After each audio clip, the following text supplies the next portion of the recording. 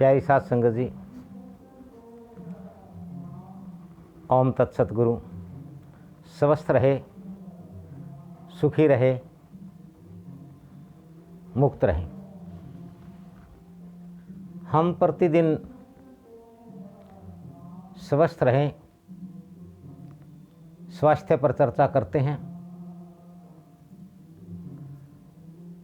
आज हम पढ़े लिखे कहलाते हैं। पिछले 50-40 वर्षों में निश्चित रूप से शिक्षा का प्रचार और प्रसार तेजी से हुआ है और सरकारों का, समाज का, सबका प्रयास है कोई भी अनपढ़ ना रहे। इस पढ़ने और पढ़ाने की मुहिम में शिक्षा को बढ़ावा मिला है, परंतु क्या पाया हमने, क्या पढ़ा है, यदि हम विश्लेषण करें तो हमें किताबों से कुछ शब्दों की जानकारियां भर मिल गई हैं, जिन्हें पाकर हम तर्क वितर्क, बहस चर्चा करते हैं। आज से यदि 50 साल से पूर्व, पिछले 60-70-100 सालों में अगर हम जाएं, देखें, तो हम पाएंगे हमारे पूर्वज स्वस्थ होते थे, सुखी होते थे। आज हम पढ़े लिखे होकर 100 साल पहले आज की वर्तमान चिकित्सा पद्धति का नितांत अभाव था।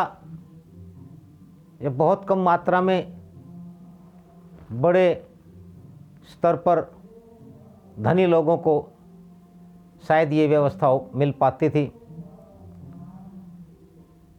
परंतु आम आदमी, गांव का, देहात का, छोटे शहर और कस्बों का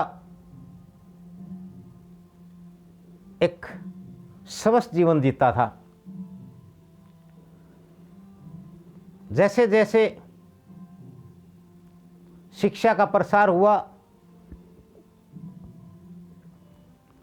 शिक्षा का स्तर बढ़ा, चिकित्सा जगत ने तरक्की की,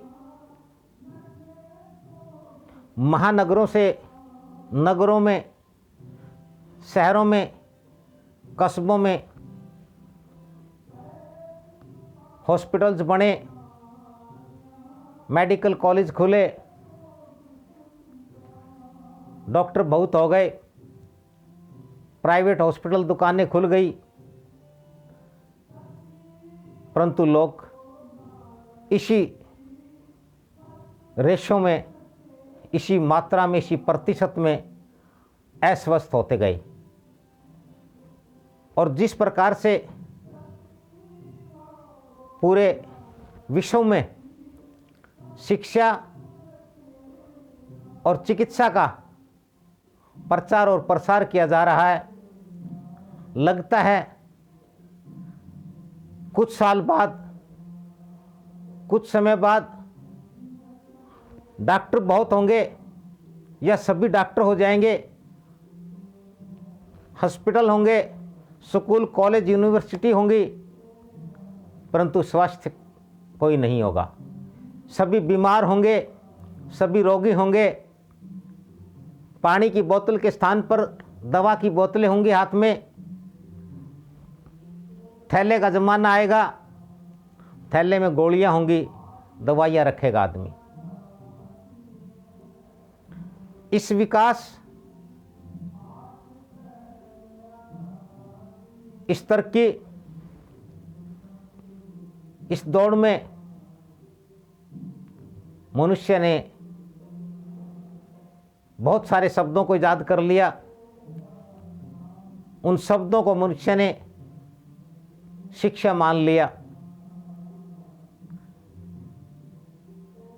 जबकि यदि हम 60-70-100 साल पहले जाएं, हमारे बुजुर्ग, हमारे दादा नाना मामा, हमारे चाचे ताऊ, हमारी दादियाँ, हमारी नानी, हमारी माताएं, हमारी बुआ मौसी इतनी नितांत अनपढ़ होते हुए, मात्र अक्षर ज्ञान नहीं था, परंतु वो पूरी तरह से एक वैद्य का, चिकित्सक का कार्य करती थी। जिस दिन घर में यदि कोई भारी भोजन बनता, चूरमा बनता, उसमें अजवाइन डाली जाती थी। चावल बनते, उनमें सौंफ डालते थे। गर्भवती स्त्री को समय समय पर क्या देना है, वो काढ़े, वो देसी पेय,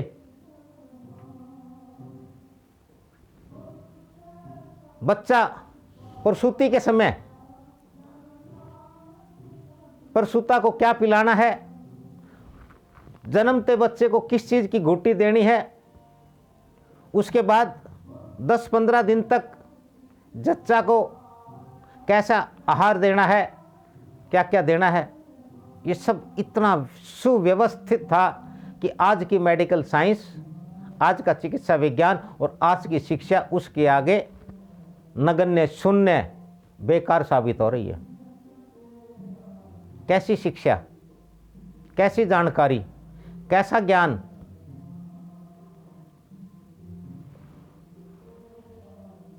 सतगुरु सरदानंद सत्संग मानव जीवन के स्वास्थ्य को लेकर सतत कर्मशील हैं।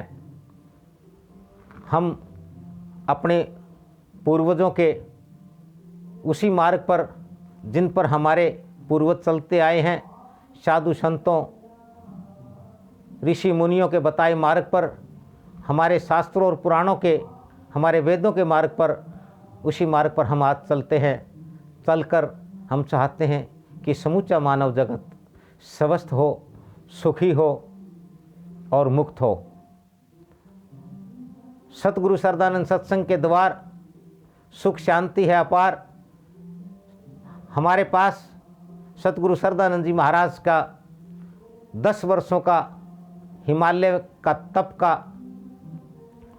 उनके त्याग का, उनकी प्राप्ति का अनुभव है, उनकी बख्शिश है, उनका आशीर्वाद है। आइए सतगुरु सरदानंद सत्संग के द्वार अनुपम योग साधना द्वारा हर दुख दर्द से छुटकारा